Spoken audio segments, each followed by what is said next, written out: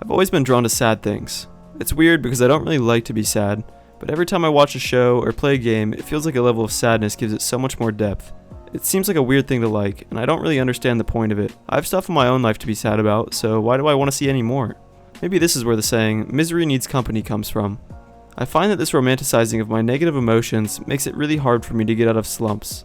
Like if I'm too productive or too happy, something feels off, and I'm just waiting to get back to normal. I don't understand it, to be honest, but I can speculate. Maybe it's an emotional outlet. I can't express how I feel about things in my actual life, so I need these characters to feel those things for me. Or maybe, seeing these characters struggle even more than me, fills me with a sense of gratitude for how much better off I am than them.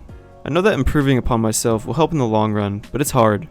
Maybe I crave that feeling of melancholy because it's so easy. Staying sad is so much easier than taking actions and making changes. Maybe that's what makes sad shows and movies so comforting. They all end in one of two ways. Either the character improves their sad situation and has a much better life, or they suffer and fail.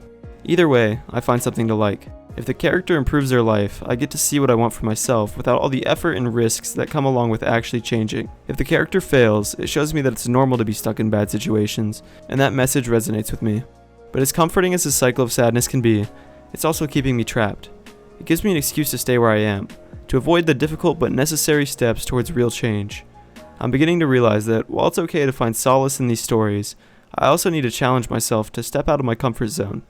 Real growth comes from facing discomfort, from embracing the possibility of failure as a part of the journey towards something better. I need to remind myself that happiness and productivity aren't fleeting or undeserved.